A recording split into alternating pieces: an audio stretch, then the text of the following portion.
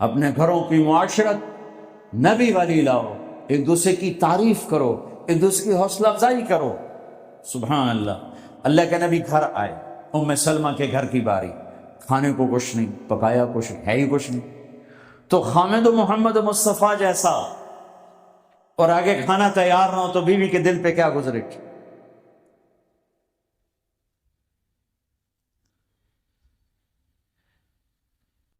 آپ نے پوچھا ام سلمہ کھانا کھانے کو کچھ ہے؟ تو ایک دم انہوں نے بہت ہی ندامت لجاجت کے ساتھ کہا، یا رسول اللہ کچھ نہیں ہے، یہ سرکہ پڑا ہوا ہے۔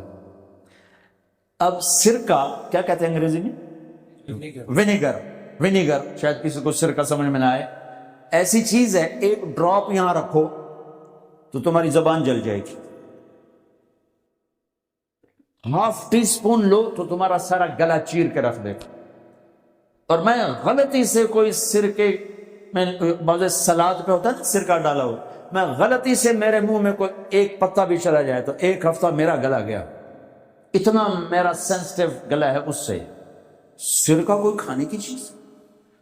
انہوں نے تو عاجز ہوا، یا رسول اللہ بھائی ایک سرکہ ہے، ہائے ہائے ہائے ہائے۔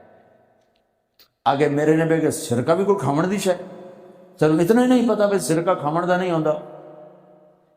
میرے نبی نے فرمایا ہو نعم الادام الخل، ام سلمہ سرکے جیسا تو سالن ہی کوئی نہیں، سرکے جیسا تو سالن ہی کوئی نہیں۔ کیسے اپنی بیگم کو شرمندگی سے نکالا اور احساس کمتری سے نکالا، سرکے جیسا تو سالن ہی کوئی۔ جس گھر میں سرکہ ہے انہیں کسی سالن کی ضرورت ہی کوئی نہیں۔ یوں حوصلہ بڑھایا جاتا ہے۔ یہاں تو چونکہ وہ مقابلے کی ٹکر، یہاں بیویاں بھی ڈاٹی ہیں خوب، تو یہاں تو ان کی اپنی کونسلز بنی ہوئی ہیں۔ تو میں مسلمان عورت کو کہتا ہوں، جو کہ یہ میری بات آگے جا رہی ہے، آپ میرے سامنے بیٹھے ہو، ایک دوسرے کو عزت دو، برداشت کرو۔ میرے نبی نے فرمایا بہترین مسلمان وہ ہے جو بیوی سے اچھا سلوک کرتا ہو، اور بیوی سے فرمایا میری شریعت میں سجدہ ہوتا تو بیوی سے کہتا خامد کو سجدہ کر۔ بہترین صدقہ اولاد کی تربیت ہے۔ پورا گھر میرے نبی نے نقشہ بنا، ہر ایک کی قیمت بتائی۔ ماں تیرے قدموں تلے جنت، کہ کاش میری ماں زندہ ہوتی، تم دیکھتے میں کیا کرتا، میں عشاء کی نماز کے مصلی پر ہوتا، میں سورۃ فاتحہ پڑھ رہا ہوتا، ادھر سے آواز آتی میری ماں کی محمد، تو میں نماز توڑ کے کہتا لبیک اما جان۔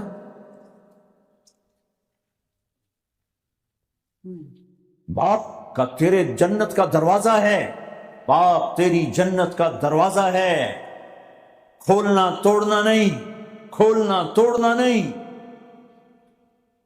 توڑ لیا تو جنت میں نہ جا سکو گے۔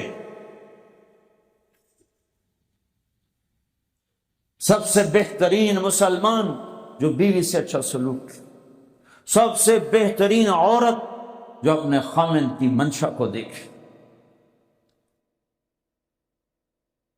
پھر آپ نے ایک عجب بات فرمائی جو معاشرے میں بہت بوجھ بنتا ہے جس کا، ہاں بھائی تمہیں ایسا صدقہ بتاؤں جس سے بڑھ کے کوئی صدقہ نہیں، تمہیں ایسا صدقہ بتاؤں جس سے بڑھ کے کوئی صدقہ نہیں۔ انہوں نے کہا جی کیا؟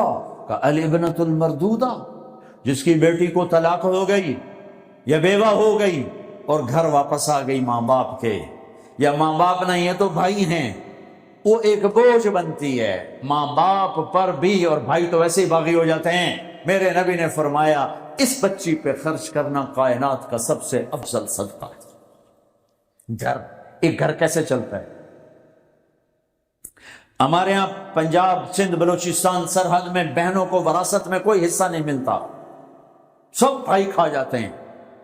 میرے نبی نے فرمایا جس کو اللہ نے 2 بہنیں دیں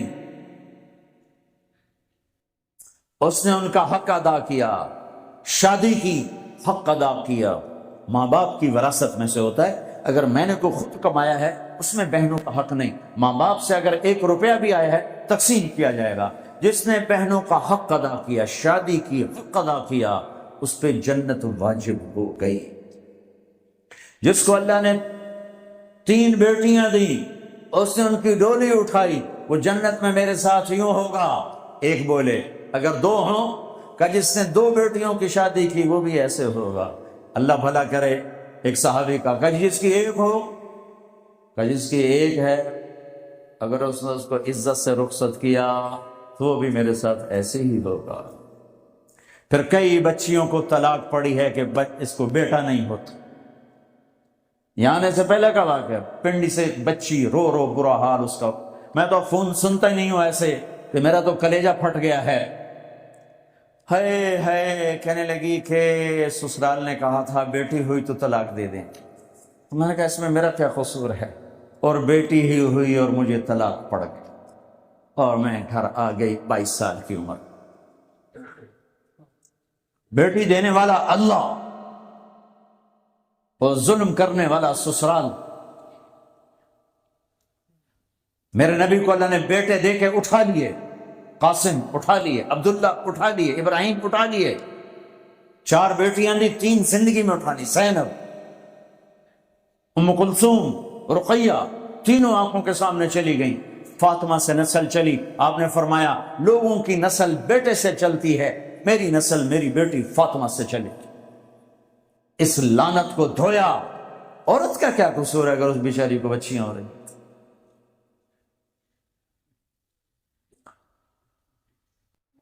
جس نے اپنی بہنوں کو حق ادا کیا، جس نے بیٹیوں کو ڈولے میں بٹھایا، ان کا حق ادا کیا، کہ جنت میں یوں ہو جائے گا. بہنوں کو دینا اتنا ضروری ہے، حرام ہو جاتی ہے روٹی. میں نے مولانا جمشید صاحب میرے استاد ہیں، میں نے ان سے تفسیر پڑھی. میں ایک دن شہد کی بوتل لے کر گیا، پرانی بات ہے 76-77. میں نے کہا حضرت یہ ہدیہ ہے. فرمایا کہاں سے لائے ہو؟ کہ میرے اپنے باپ کا ہے. فرمایا تیرے باپ نے اپنی بہنوں کو، تیرے باپ نے اپنی بہن یعنی میری پھوپھیوں کو، تیرے باپ نے اپنی بہنوں کو زمین میں سے حصہ دیا تھا؟ یہ سوال کیوں کیا؟ 10 روپے کی شہد کی بوتل تھی اس وقت، کہ اگر دیا تھا تو یہ میں لے لوں گا، اگر نہیں دیا تو پھر یہ حرام ہے، میں نہیں لوں گا. یہ مطلب تیرے باپ نے بہنوں کو حصہ دیا تھا؟ میں کہا یہ اللہ کا شکر ہے میرے باپ کی بہنی کوئی نہیں. 2 بھائی، ساری زمین 2 بھائیوں، 2 بھائی. میں نے کہا جی اب موجہ ہی موجہ، بہن تھی کو ہوتی تو کوئی نہ دیتی. پھر کہنے لگے اچھا تیرے دادا نے اپنی بہنوں کو زمین میں سے حصہ دیا تھا؟ میں کہا جو اس لیے میں جمعہ ہی کوئی نہ ہوں.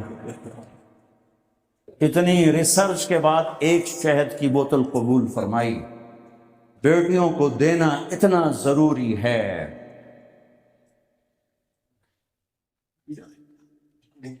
میں اپنے نبی والی معاشرت قائم کرو، اپنے نبی والی معاشرت قائم کرو. محبت ہو، سچائی ہو، الفت ہو، درگزر ہو، معاف کرنا ہو، طلاق سے بچو. یہ جھوٹی شادیاں نہ کرو، پیپر کی شادیاں نہ کرو. اللہ کے واسطے یہ دھوکہ نہ دو.